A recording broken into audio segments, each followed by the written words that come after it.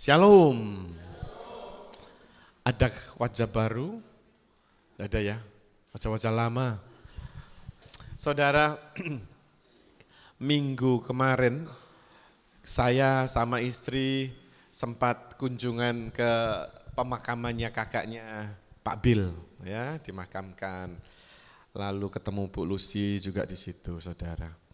Dan setelah acara itu, saudara, Bu Lucy, ayo Pak makan. Seneng gak saudara ya? Seneng banget kalau ketemu teman-teman tuh ya, kalau kita jadi hamba Tuhan tuh enaknya gitu. Diajak makan gitu ya, ayo makan gitu ya. Kita nggak ngajak Bu Sri ya, karena Bu Sri masih sibuk gitu. Ya udah, Dayu pergi sama Bu Lucy aja ke sana, naik mobilnya. Saya ke sini cari mobil saya gitu. Jadi ketemuan nanti di restorannya itu gitu. Udah, Dayu sama Bu Lucy berangkat ke mobil, saya jalan dengan pede saudara. Wah, mau ke parkiran nih. Kok rasanya perasaan enggak enak saudara? Semakin sepi dan mencekam. Saya masuk ke kuburan yang lama-lama gitu. Loh, jalan parkirku mana ini, enggak ada. Terus saya lihat itu ada tukang yang macul-macul itu kuburan di situ. Saya lewat terus, tiba-tiba angin datang. Daun-daun kering itu mulai terbang. Gitu terus. Bener nih, serius. Aduh, langsung dek. Aku yakin ini kesasar. Kesasar saya. Waduh, langsung saya cepet shout gitu ke orang yang tadi yang macul-macul. Halo. Saya sudah mulai panik. Kebanyakan nonton drama saudara ya. Ini sudah ada angin-angin, terus pohon-pohon kering itu naik ke atas gitu. Wow, ini what is this gitu. Nggak disauti saya, halo nggak dijawab. Wah, kok hilang orang tadi ya? Kemana itu gitu. Saya cari orang itu. Halo, dari saya ini badai ya gitu. Terus orangnya muncul saudara. Muncul bapak-bapak gede gitu. Ya, what's happened? Dia bilang. Saya kesasar, saya mau pergi ke parkiran mobil, saya bilang gitu. Oh ya kamu jalan sana. Saya nggak ngerti jalan ke sana itu yang mana, saya sudah sepanen gitu. I want to go home, I don't want to stay here. Orangnya juga panik. Oke, I show you the way gitu ya. Dia bawa saya, itu udah ada kelihatan jalan gitu. Tapi saya masih nggak ngerti saudara. Which one? Oh my God, mungkin dia sudah capek kali ya. Ayo sini, tak antar gitu. Dia antar saya sampai di jalanannya itu. Oke, follow this street, go that side gitu ya. Dikasih instruksinya. Oke, saya ngomong, thank you, udah ada orangnya. Balik lagi macul saudara. Pasti saudara sering nonton film drama ya. Horor ya. Jadi ya, thank you. Orangnya memang sudah Melayu, hilang, saya enggak tahu juga. Saya lihat ini enggak ada, ya udah cepet saya jalan, terus saya ke tempat parkir. Nah, saya tersesat saudara, I lost. And then what's happened, what I have to do, I looking for someone to help, to show the way. Nah, sometimes kehidupan kita juga kehilangan arah. Saudara namanya Kristen, Kristina lagi namanya. Ya, sudah jelas Kristen, Kristina. Tapi kadang, sorry ya yang namanya Kristina. Baru sadar saya kalau ada namanya Kristina. Kadang ya, namanya Kristina hidupnya nyeleweng keluar dari jalurnya yang Tuhan mau. Betul apa betul? Ayo yang namanya Kristina, jawab. Sometimes we move out from the track ya, of God's track. Kita perlu jalan saudara. Makanya saya jadi judul God will make a way. Ya, ada lagunya kan? God will make a way. Nanti kita nyanyi ya. Nah, God will make a way ini, He is the way. He is a way maker. Dia jalannya satu-satunya dalam kehidupan kita. Makanya kita perlu Yesus supaya tidak nyeleneh-nyeleneh saudara. Ya, kita perlu guidingnya Yesus. Tema bulan ini kita tetap di dalam pertumbuhan dari anak kepada dewasa, itu perlu bimbingan dari Tuhan. Ya. Nah, saya ambil satu firman ini, ayatnya di sini di Exodus. Saudara perhatikan, jangan ngantuk. Tapi saya percaya di sini orangnya semangat. Beda sama yang di sana. Saudara di sini excited sama Tuhan. Saudara tidak mau kelewatan firman itu sedetik pun. It is very good. Jadi saudara datang loyo, pulang nggak loyo. Karena saudara menerima anugerah Tuhan lewat firman-Nya. Saudara semangat, saudara change. Ya. Di Keluaran 14 ayat 13. Kita baca sama-sama pelan-pelan supaya saudara mengerti apa maksudnya Tuhan sore hari ini. Ya, 1, 2, 3. Janganlah takut, berdirilah tetap dan lihatlah keselamatan dari Tuhan yang akan diberikannya hari ini kepadamu. Sebab orang Mesir yang kamu lihat hari ini tidak akan kamu lihat lagi untuk selama-lamanya. In English, then Moses said to the people, do not be afraid, take your stand, be firm and confident and undismayed, and see the salvation of the Lord, which he will accomplish for you today. For those Egyptians whom you have seen today, you will never see again. Ayat firman ini kejadiannya di Keluaran, kitab Keluaran, oke? Waktu bangsa Israel keluar dari Mesir menuju kepada Kanaan. Ya, ingat ya, ini ya kejadiannya ini. Dan 3 hari setelah dia keluar, itu notok jalannya ini, depan ini Laut Merah. Ya, jadi Tuhan bilang, bangsa Israel suruh camping dulu, buka tenda di depannya Laut Merah itu. Nah saudara, saya stabilo ada 3 poin yang kita bahas malam hari ini. Janganlah takut, do not be afraid, berdirilah tetap, take your stand atau stand firm or stand still, ya. And then see the salvation of the Lord. Oke, 3 poin ini aja saudara. Karena baunya ini saya nggak tahan. Menghamburkan konsentrasi saya, makanannya puspa ini. Oke, step pertama, do not be afraid. Tuhan bilang di ayat ini, di bangsa Israel lewat Musa, katakan, jangan takut. Say to beside you, saying, jangan takut, ya. Don't be afraid. Jangan takut ini ditulis di Alkitab sebanyak 365 kali katanya. Katanya. Saudara nggak percaya? Cariin. Ya. Selidiki benar. Apa benar ada 365? Why? Berarti 1 hari saudara dikantongin kata-kata jangan takut. Karena kenapa? Akhir zaman ini banyak orang ketakutan. COVID-19 ini menyebabkan orang khawatir, takut, cemas, bingung, nggak ngerti mau apa. Ya, di lockdown di sini, perusahaannya di Indonesia, bagaimana caranya? Kadang orang di Bali bilang, Masan lihat ini COVID-19 di Bali, itu nyepinya nggak ada harinya, nyepi deh terus, nyepi. Kayak serius saudara, ini tutup, ini tutup, ini tutup, ini tutup. Lah bayangkan berapa gajian itu orang harus digaji, PHK banyak kejadian seperti itu. Orang khawatir, takut. Makanya Tuhan bilang, don't be afraid, fear not. Betul? Jangan pernah takut saudara.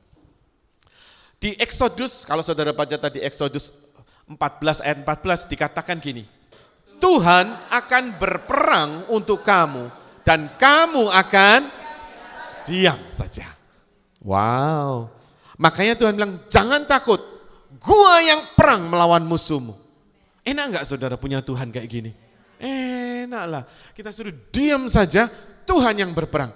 Makanya jangan takut. Ini janji Tuhan saudara. Tuhan yang akan berperang setiap Laut Merahnya saudara ini apa? Laut merahnya bangsa Israel waktu itu laut merah beneran itu saudara. Dia mau ke depan mati, laut, tidak bisa berenang, membawa keluarga, bawa binatang, bawa semuanya gitu kan. Minggat ini ceritanya, pindahan. Lalu ke belakang, tentara Firaun yang mengejar 600 tentara. Raja Firaun dibuat keras kembali hatinya sama Tuhan, kalau saudara baca di Exodus 14, supaya Raja Firaun itu bawa balik orang Israel ini, pergi, karena kembali ke Mesir. Karena dia kehilangan slave di situ, tidak ada pembantu lagi. Tidak ada pembantu, bingung enggak? Indonesia juga bingung saudara. Enggak ada bokap, enggak ada apa istilahnya itu? Pembokap, enggak ada pembokap gitu. Waduh, enggak bisa kemana-mana saudara. Israel pun krisis pembokap. Enggak ada slave. Apa? Mesir krisis. Dia tarik lagi itu bangsa Israelnya untuk dijadikan pembantu di sana. Ya. Dan saat itu bangsa Israel kan kemah nih, tiba-tiba ada tentara, dari jauh kelihatan debunya saudara. Mulai jantungnya duk duk duk duk duk duk duk. Waduh, ini kita mau lari kemana? Ke samping laut, ke kanan laut, kiri kanan laut, depan laut, belakang tentaranya Firaun. Saudara enggak ada jalan buntu. Pernahkah saudara menghadapi jalan buntu dalam hidupmu?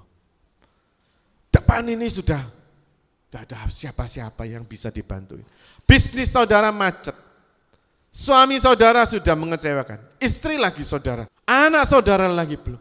Pekerjaan saudara lagi ini. Aduh pusing. Betul enggak? Laut merah. Tapi Tuhan bilang apa? Don't be afraid. Why? Because Tuhan yang berperang melawan musuh kita. Saat itu bangsa Israel gak bisa tenang saudara. Dia komplain, Musa, kamu bawa kita ke sini mau dikuburkan di sini? Apa mau dibunuh lagi sama ini, dikuburkan di tengah-tengah padang gurun, atau kita dimakan ikan-ikan di laut? Dia ngomel saudara. Tapi Musa disuruh Tuhan, say, don't be afraid. Wow, itu Musa bingung saudara. Padahal bangsa Israel itu keluar dari Mesir. Dia mengalami lawatan Tuhan yang luar biasa. Lewat tiang awan, betul enggak? Lewat tiang api. Directly, God's hand, help guide them. Tapi mereka masih khawatir. Orang Kristen banyak saudara. Saat ini kelihatannya datang minggu gereja. Tapi hatinya ini enggak di sini, pikirannya enggak di sini. Tubuhnya di sini, tapi mainnya di sono. Saya bukan ahli nujum, tetapi it is the fakta. Kenyataannya seperti itu. Karena apa? Kalau pulang dari gereja ditanya, hamba Tuhan nanti bicara apa? Aduh nggak ngerti ya. So, apa yang saudara dengar? Apa yang saudara dengar? Saudara harus fokus, seriously. Kalau saudara nggak fokus, saudara akan ketakutan itu akan menusuk pikiran kita. Iblis tahu kelemahan kita, yaitu khawatir. Dilihat itu tentara Mesir yang ngubernya, yang ngejarin itu lihat debunya dari atas, padahal masih jauh di sana, debunya udah bumbu-bumbu gitu kan. Itu sudah ketakutan dia, aduh kita akan mati ini, mati. Depan ini laut, kiri kanan laut. Saudara pernah menghadapi situasi seperti ini? Coba, oh iya ya, waktu kejadian itu dulu, aduh aku ketakutan. Keluarga aku berantakan, mungkin enggak tahu saudara. Setiap orang ada laut merahnya. Ya, laut merahmu apa? Apa? Saudara tahu itu sendiri. Tapi malam hari ini Tuhan bilang, jangan takut. Bangsa Israel itu dituntun langsung sama tangan Tuhan. Dia mengalami yang namanya hujan mana, yang namanya macam-macam itu ya. Tapi dia tetap merasakan ketakutan.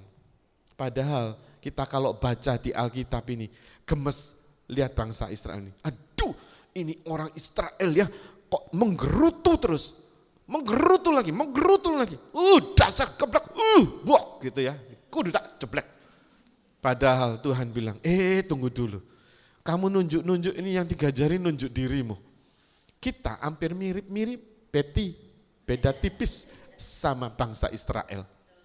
Sering stubborn, sering ngomel, sering tak pernah ngucap syukur dalam hidup kita. Kita nunjuk bangsa Israel kok geblek banget, kalau aku Tuhan tak judul segini kayaknya. Tak geblek beneran. Serius saudara, dia udah dikasih tiang awan, tiang api, tulah 10 sudah dihadapi, betul gak? Waktu mau keluar dari Mesir, Tuhan sudah berikan tulah 10 ke Mesir. Mereka melihat tangan Tuhan yang dahsyat yang membela bangsa Israel. Kan Bu Ruth waktu itu ngomong 9 tulah itu gak kena sama sekali ke bangsa Israel, betul gak? Mereka cuma lihat aja, tapi ya kok geblek masih enggak tahu terima kasih, enggak mengerti bahwa Tuhan itu perkasa. Nah pertanyaannya, selama ini saudara menjadi Kristen atau namamu Kristina, pernahkah engkau merasakan tangan Tuhan tuntunannya? Kalau engkau merasakan, kamu lihat laut merah di depanmu saat ini, jangan pernah takut. Amin. Yang kedua, cepat aja ya, 3 poin aja. Lalu kita makan bakso. Mengganggu ini saudara, mengganggu konsentrasiku. Second step, stand firm. Kata stand firm ini artinya stand firm itu berdiri tegak gini loh saudara ya. Berdiri tegak doing nothing. Ya, enggak ngerjain apa-apa. Oke, enggak ngerjain apa-apa. But you ready to action. Artinya nanti ini, ingat ya, stand firm. Di Exodus 14 ayat 15, Keluaran 14:15 tadi 14:15 dikatakan demikian. 1, 2, 3. Berfirmanlah Tuhan kepada Musa, mengapa engkau berseru-seru demikian kepadaku? Katakanlah kepada orang Israel supaya mereka berangkat. In English, why do you cry to me? Tell the son of Israel to move forward toward the sea. Tuhan bilang tadi, don't be afraid, stand firm or stand still. Tetapi ayat ini dikatakan, Musa bingung, kita ini mau dikejar Tuhan, ini semua berontak, semua mengeluh, apakah aku mau tujuannya di sini dikeluarkan dari Mesir cuma mau dibunuh, dimasukkan di sungai ini, di Laut Merah. Cuma protes saudara, masyarakat Israel protes. Musa shouting to God, ini semua jemaatmu ini mengeluh Tuhan. Masyarakat Israel ini menangis, dia menjerit, apakah tujuannya hidupnya dia keluar dari Mesir lalu dibunuh gini aja? Buat apa kita dibunuh di sini? Kita enakan di Mesir. Balik pikirannya, manusia dagingnya keluar. Oke? Tapi ayat ini mengatakan, stand firm, itu Tuhan bilang gini, katakan kepada orang Israel supaya mereka berangkat. Bingung enggak saudara? Tadi disuruh stand firm, sekarang suruh berangkat. Makanya stand firm itu artinya ready. Stand firm itu doing nothing, but ready to move. Ready to actions what God instruction. Amen. Jadi kalau dikatakan masalahmu besar seperti laut merah di depanmu. Oke. Tapi Tuhan bilang stand firm. Bukan berarti, ya wes kok Tuhan sing ngatur, Tuhan yang berperang, ya enak aku tidur aja. Enggak. Stand firm ini saudara doing nothing. Jangan melakukan dengan kekuatanmu.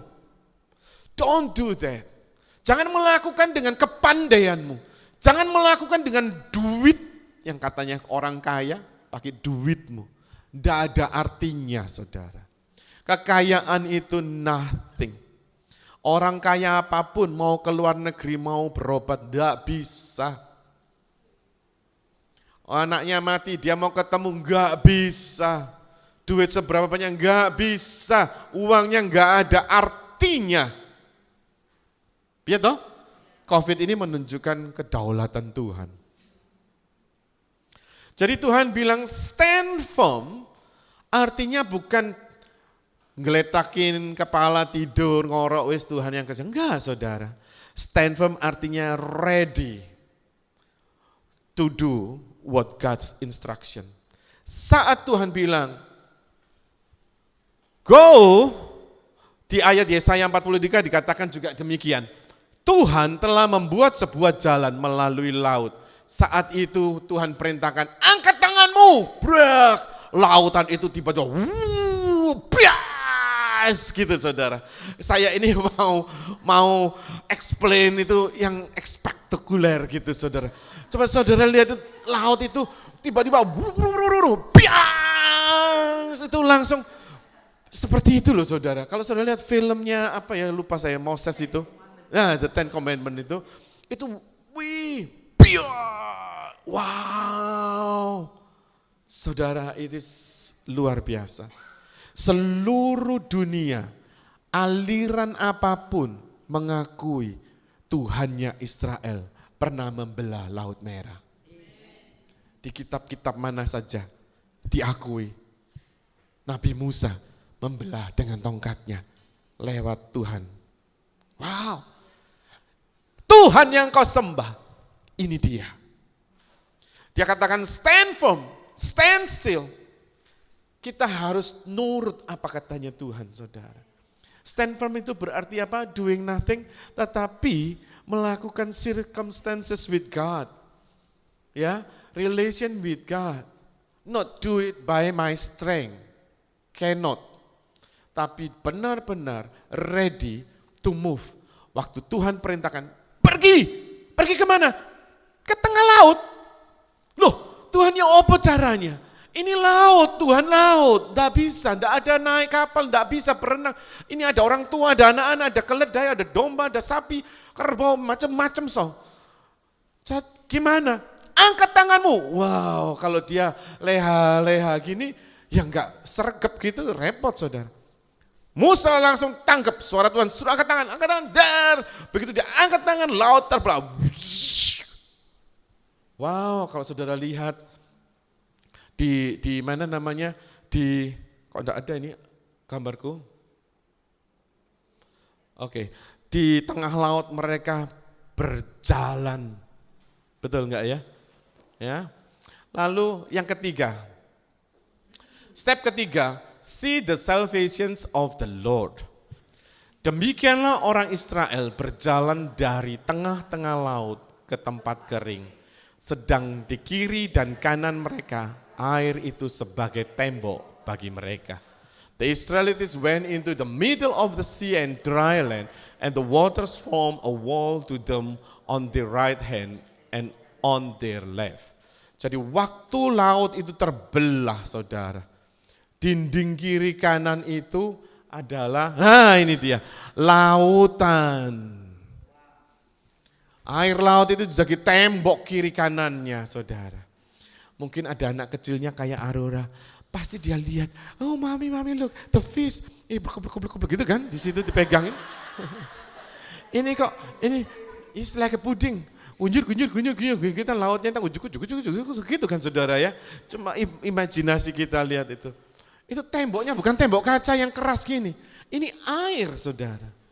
Kalau ini air asli, tangan saudara mungkin ikut-ikut masukin tuh, cuci-cuci gini lah ya, raup-raup gini sedikit lah. Ya, serius kan? Jadi itu fun sama Tuhan, itu enjoy. Sama Tuhan, berjalan sama Tuhan itu tidak pernah sedih saudara. Sama Tuhan dibuat indah pada waktunya. Tuhan can do anything. Nothing impossible with God. Coba saudara bayangkan, di depan dia itu laut merah. Tuhan katakan, go, angkat tanganmu, bas, langsung ada jalan. Gak mungkin Tuhan, persoalanku ini berat Tuhan. Orang tiba-tiba telepon saya waktu di Bali saudara ya. Pak, malam-malam jam 2, saya boleh cerai enggak? Waduh, ini kalau saya terima malam-malam tuh malesnya gini saudara. Kalau Pak mau duit, waduh ya gitu langsung. Pak, saya mau ngomong Pak, apa? Sampai ngantuk-ngantuk saya. Boleh enggak saya cerai? Aduh, kamu tahu boleh enggak? Ya enggak boleh, ya udah ya besok pagi aja ya. Saudara, coba laut merah dia itu, saat itu rumah tangga prahalanya itu, apa namanya, komunikasinya yang enggak benar. Kayaknya enggak ada jalan keluar, satu-satunya ya cerai. Tetapi sama Tuhan, nothing impossible. Serius, kalau saudara tahu ini, Tuhan punya cara yang luar biasa. Bayangkan itu laut, diangkat tongkatnya saja. Bukan bim salah bim loh saudara. Ini laut terbelah, jadi jalan. Jadi jalan. Saya pun pernah saksi nubuatin untuk ke luar negeri, benar ya? Kalau saya dinubuatin ke Australia sekarang ini terjadi, lalu istri saya kena cancer. Apakah tujuannya Tuhan untuk saya bawa ke Israel, ke Australia ini, cuma istri saya kena cancer and then mati? No. Bangsa Israel diperhadapkan dengan Laut Merah tadi. Bukan hanya untuk dibinasakan, saudara. Something God will give it. Makanya Tuhan bilang, aku ngerti saat kamu dikandung ibumu. I understand you, I know you. Jesus know my name. Ada lagunya kan? Gimana lagunya? Jesus, he knows my name. Dia tahu kita, dia tahu masa depanmu. Jangan pernah kamu putus asa.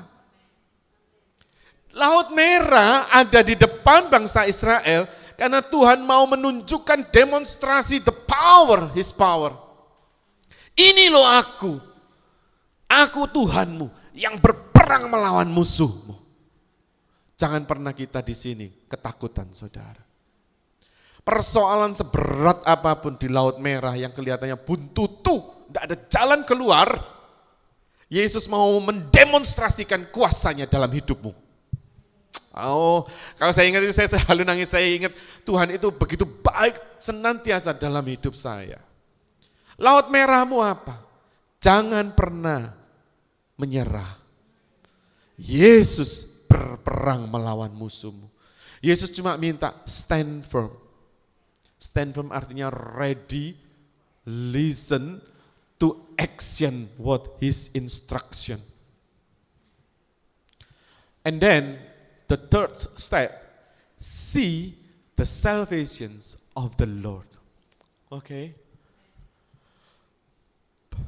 Exodus 14:28 dikatakan gini. 1, 2, 3. Berbaliklah segala air itu, lalu menutupi kereta dan orang berkuda dari seluruh pasukan Firaun yang telah menyusul orang Israel itu ke laut. Seorang pun tidak ada yang tinggal dari mereka. The water returned and covered the chariots and the charioteers and all the army of Pharaoh that had gone into the sea after them. Not even one of them survived. Saudara, yang ketiga, we can see the salvations of the Lord. Saat itu bangsa Israel itu sudah berjalan di tengah-tengah tengah laut itu. Tentara itu tetap mau mengejar saudara. Kalau saudara baca ini excited banget saudara. Tuhan itu rubah tiang awan yang malam itu yang menyelimutin bangsa Israel dipindah zup ke arahnya orang tentara itu. Tentara itu kegelap gulitaan, tidak bisa lihat siapa di depannya, nggak bisa lihat. Wow, dibuat kacau balau, Dia tetap mau ngejar bangsa Israel. Si Musa dikasih tahu sama Tuhan, turunkan tongkatmu ke arah sana. Turun, zup. Akhirnya itu turun sebelah sana saja. Begitu orang itu mengejar, dia masuk kena dalam air laut. Bangsa Israel tetap berjalan sambil sedikit, akhirnya dia nonton firman Tuhan. You can see the salvations of the Lord. Kita jadi penonton, saudara. Tiba-tiba keadaan kita ini seumpama mimpi sudah. Wow, tentara tadi yang menakutkan binasa. Dan firman Tuhan katakan, kamu tidak akan pernah lihat dia lagi. Wow, Tuhan kita bukannya Tuhan yang dahsyat. Apa sekarang laut merahmu? Suamimu belum bertobat? Istrimu? Anakmu? What's your Red Sea in your life? Don't be afraid. Stand firm and you can see the salvations of the Lord. It is wonderful. Hari ini Tuhan tuh berbicara, ini luar biasa. Saya ini, oh Tuhan, thank you. Berarti saya ke sini bukan hanya untuk istri saya terus diagnosa dokter sakit cancer and then die. No. Ada satu pesan yang Tuhan harus kita kerjakan, yaitu berbuah-buah. Saudara, bukan berarti saudara lahir di bumi ini lalu cuma memenuhi bumi. No, saudara ada satu tugas untuk bisa berbuah-buah karakter Kristus di dalam kehidupan saudara. Ya, saya mau jemaat di sini pun excited. Sama Tuhan saudara nggak boleh loyo. Saudara sama Tuhan itu semangat yang luar biasa. Karena saudara lahir pun Tuhan sudah tahu tujuan hidupmu untuk apa. Jangan pernah galau, jangan pernah khawatir sedetik pun. Saat istri saya sakit, saya cuma ngomong jangan kamu berhenti memuji Tuhan. Ya dia akan terus memuji Tuhan. Namanya orang sakit pasti sedih saudara. Pasti sedih. Saya kemarin ditelepon ponakan saya. Dia manggil saya Encik ya. Cik, saya mau tanya, kok tumben kamu ini nelpon? Biasanya nggak pernah ponakan saya itu telepon. Ini Cik, kan dulu Tante Dayu kena cancer. Terus istriku sekarang kena diagnosa. Saya kaget juga sih. Cuman terus, ya apa Cik, nangis dia. Istrinya juga, iya ini Leo ini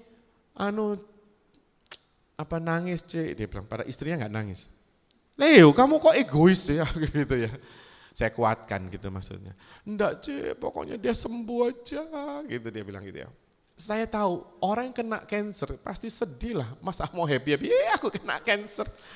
Enggak mungkin lah saudara. Ini suatu penyakit yang menakutkan. Tapi istri saya stand firm. Bahkan dia ready saat ini kalau Tuhan panggil, karena dia tahu waktunya sudah sangat dekat. Tapi kita harus berbuah, bukan hanya cuma mau dibawa sini terus mati gitu aja. Enggak saudara, ada satu yang Tuhan punya pesan di dalam kehidupan saudara dan saya. Bangsa Israel pun demikian. Dia tidak dibawa kepada Laut Merah lalu binasa.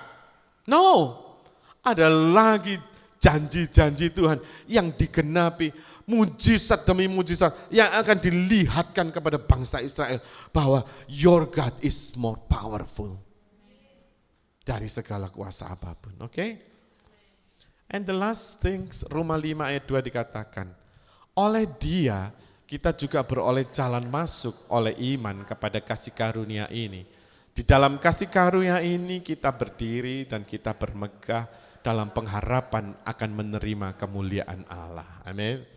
Through him we also have access by faith into these remarkable states of grace in which we firmly and safely and securely stand.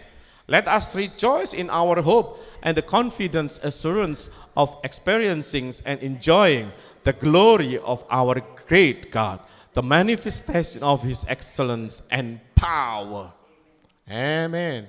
Saudara, kalau saudara tahu bahwa stand from itu, saudara akan menerima pernyataan dari Tuhan, mujizat dari Tuhan. saudara akan alami secara pribadi. Tuhan mau. Waktu bangsa Israel kita baca ini, kita rasanya greget ya. Sekarang kita tahu, Tuhan itu mau mulut kita pun mengatakan sesuatu. Saat bangsa Israel itu menghadapi Laut Merah, seharusnya mereka katakan, "Hai Laut Merah terbelah dalam nama Yesus." You understand? Dia enggak melakukan itu.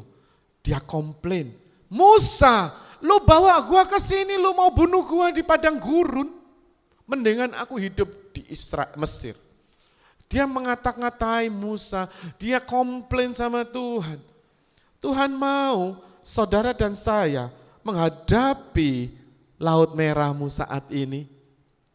Declare something. In the name of Jesus. Apa? Suamiku, bertobat. Aku lihat perubahan terjadi. Amin. In the name of Jesus, aku rubah mamaku, mertuaku menjadi lebih baik lagi sama Tuhan. Katakan sesuatu karena engkau memiliki power itu. Halo? Ya, jangan saudara bergantung sama hamba Tuhan. Tuhan mau saudara bergantung sama Dia. Bukannya saudara nggak boleh telepon saya untuk didoakan, bukan itu. Ya, tetapi Tuhan itu mau saudara dewasa cara pemikirannya. Enggak sedikit-sedikit, "Aduh Pak, ini gimana bisnis saya?" Itu kayak orang mau mati aja.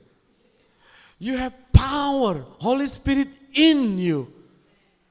Create it, ya, create, declare sesuatu, rubah in the name of Jesus. Aku rubah ini, aku ciptakan ini dalam nama, ngerti saudara? Jadi bukan Kristen yang loyo, Kristen yang militan, stand firm. God, ini ada masalah, Laut Merah di depanku, persoalanku ada ini. Apa yang harus aku lakukan? Gitu saudara. Tuhan akan bilang sama saudara, Tuhan akan berbicara lewat firman, lewat ini. Tuhan akan bilang, lakukan ini, langsung do it saudara. Jangan saudara diam langsung, "Aduh mati aku," mati beneran. Karena perkataanmu ada kuasanya. Ya, jadi malam hari ini, ayo, don't be afraid. Stand firm and see the salvation of the Lord. Amen. Ayo kita nyanyikan pujian ini.